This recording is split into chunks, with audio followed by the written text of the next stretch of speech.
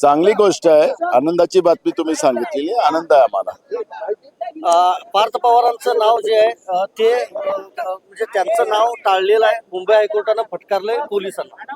सरकार घोटाळ्या करणाऱ्यांना कसं लपवते आहे, कसं वाचवत आहे, त्याचं उदाहरण आपल्याला अनेक ठिकाणी पाहायला मिळते.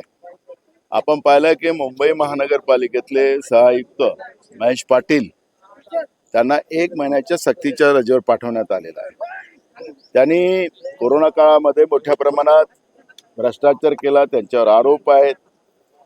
त्यांनी अनेक जमिनी त्या कोरोना काळामध्ये विकत घेतल्यात. त्याच्यामध्ये अनेक IAS, IPS अनेक नेते त्याच्यामध्ये समाविष्ट आहे. मग त्याला अशा अधिकाऱ्याला तर बंडतर्फ करायला पाहिजे, पण त्याला 1 महिन्याचं मुंबई आयुक्तांनी निलंबित करणं म्हणजे सरकार आयुक्ताला पण त्या पद्धतीने सांगतात की हे लोक आपली आहेत, त्यांना वाचवा. 1 महिन्याचं नाही, त्याला बंडतर्फ करायला पाहिजे होतं त्या महेश पाटलांना, पण 1 महिन्यासाठी त्याला सक्तीच्या रजेवर पाठवण्याचं काम केलं. म्हणजे अनेक घोटाळे जे आहेत जे महाराष्ट्रामध्ये सरकारच्या माध्यमातून चाललेले आहेत त्याचा हा एक प्रत्यय.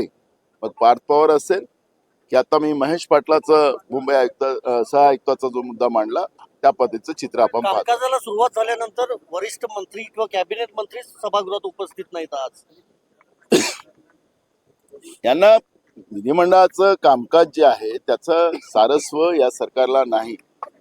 सगळे आपल्या सेटिंग मध्ये लागले राहतात आणि त्याच्यामुळे विधिमंडळाचं जो दर्जा होता महाराष्ट्राचा या सरकारने घालवलेला आहे असं म्हटलं तर वावगं ठरणार. न्यायालयानं असं म्हटलंय शेतकऱ्यांसाठी सहायता निधी. अजित पवार पार्थ पवार यांना का वाचवलं जातंय? अजित पवार यांचे मुलगा आहे म्हणून वाचवलं जाते का अशा पद्धतीनं? बरोबर आहे, ते घटनाच तशी होती.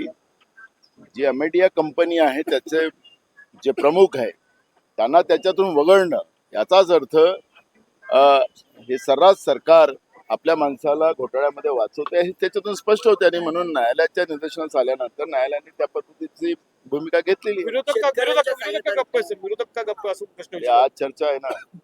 शेतकऱ्यांच्या सहायतेसाठी जो निधी जमा केला होता त्यापैकी फक्त काही लाखच जो आहे तो निधी वितरित करण्यात आला. बाकी तो निधी तो तसाच ठेवण्यात आलेला आहे. त्याच्यातही कोर्टाने यांना फटकारलेला आहे. आणि म्हणून हे नुसतं आताच नाही तर 2014 ते 19 मध्ये फडणवीस मुख्यमंत्री होते त्यावेळेस फटकारलेला. त्यामुळे हे खोटारड आहे. शेतकरी विरोधी सरकार महाराष्ट्रामध्ये आहे, देशामध्ये. गेल्या 11 वर्षात झालं.